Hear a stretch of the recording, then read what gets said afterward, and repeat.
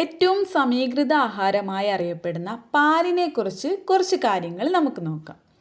ലോകത്തിൽ ഏറ്റവും കൂടുതൽ പാൽ ഉൽപ്പാദിപ്പിക്കുന്ന രാജ്യം ഇന്ത്യയാണ്. ഇന്ത്യയിൽ ഉൽപ്പാദിപ്പിക്കുന്ന 60% എരുമപ്പാലാണ്. ഇനി പിങ്ക് നിറത്തിൽ കാണപ്പെടുന്ന പാല് യാക്കിൻ്റെ പാലാണ്. ഹിമാലയൻ പ്രദേശങ്ങളിൽ വളർത്തുന്ന ഒരു മൃഗമാണ് യാക്ക്. യാക്കിൻ്റെ പാലിൻ്റെ നിറം പിങ്കാണ്. ഇനി പാൽ ഉൽപ്പാദിപ്പിക്കുകയും കുഞ്ഞുങ്ങളെ ഊട്ടുകയും ചെയ്യുന്ന പക്ഷികളാണ് പ്രാവും ഫ്ലെമിംഗോയും. ഈ പാലിൽ അടങ്ങിയിരിക്കുന്ന പഞ്ചസാരയാണ് ലാക്ടോസ് എന്ന് പറയുന്നത്. മനുഷ്യ ശരീരത്തിൽ ഈ പാല് ഏറ്റവും നന്നായി ദഹിക്കുന്നത് ശൈശവാവസ്ഥയിലാണ്.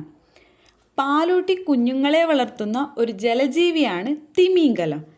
ഏറ്റവും കൂടുതൽ പാലുള്ള ജീവിയും ഈ തിമിംഗലം തന്നെയാണ്.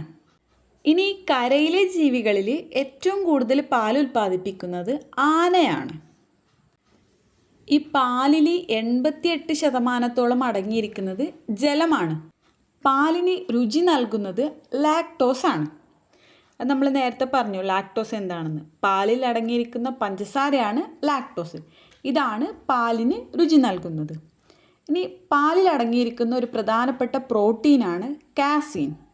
ഈ കാസീൻ്റെ സാന്നിധ്യം കൊണ്ടാണ് പാല് വെളുത്ത നിറത്തിൽ കാണപ്പെടുന്നത്. എന്നാൽ പാലെന്ന് വെച്ചാൽ പ്യുവർ വൈറ്റ് അല്ല, അതിൽ കുറച്ച് മഞ്ഞ കൂടി കലർന്നിട്ടുണ്ടാവും. ഈ മഞ്ഞ കളർ നൽകുന്നത് കരോട്ടിൻ എന്ന വസ്തുവാണ്. അപ്പോൾ പാലിന് മഞ്ഞ കളർ നൽകുന്നത് കരോട്ടിനാണ്. ഇനി പാലിന് വെളുത്ത നിറം കാണപ്പെടുന്നത് കാസീൻ്റെ സാന്നിധ്യം കൊണ്ടാണ്.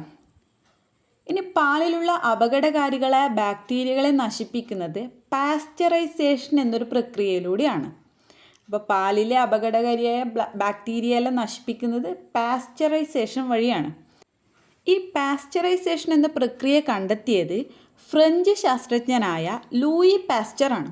ഇത് കുറച്ച് ഇമ്പോർട്ടൻ്റ് ആയ കാര്യമാണ്. ലൂയി പാസ്ചറാണ് ഈ പാസ്ചറൈസേഷൻ എന്ന പ്രക്രിയ കൊണ്ടുവന്നത്. എന്താണ് ഈ പ്രക്രിയ?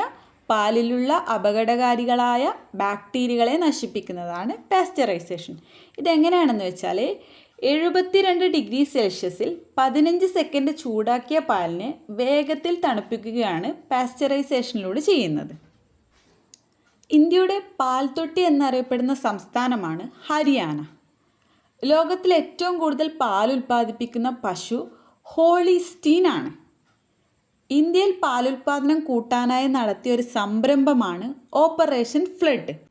ഇനി എല്ലാവരും കേട്ടൊരു വേർഡാണ് ധവള വിപ്ലവം. അതായത് ഇന്ത്യയിൽ പാലുൽപാദനത്തിലുണ്ടായ കുതിച്ചുചാട്ടത്തെയാണ് ധവള വിപ്ലവം എന്ന് പറയുന്നത്. ഇനി ഈ ധവള വിപ്ലവത്തിൻ്റെ പിതാവ് എന്നറിയപ്പെടുന്നത് ഡോക്ടർ വർഗീസ് കുര്യൻ ആണ്. ഇത് എപ്പോഴും ചോദിക്കുന്ന ഒരു ചോദ്യമാണ് PSC. ധവള വിപ്ലവത്തിൻ്റെ പിതാവ് ആരാണ്? ഡോക്ടർ വർഗീസ് കുര്യൻ. ഇനി ക്ഷീരദിനം, ലോക ക്ഷീരദിനം ആചരിക്കുന്നത് ജൂൺ 1 അപ്പോൾ ഇത്രയാണ് നമുക്ക് പാലിനെ പറ്റി പറയാനുള്ളത്.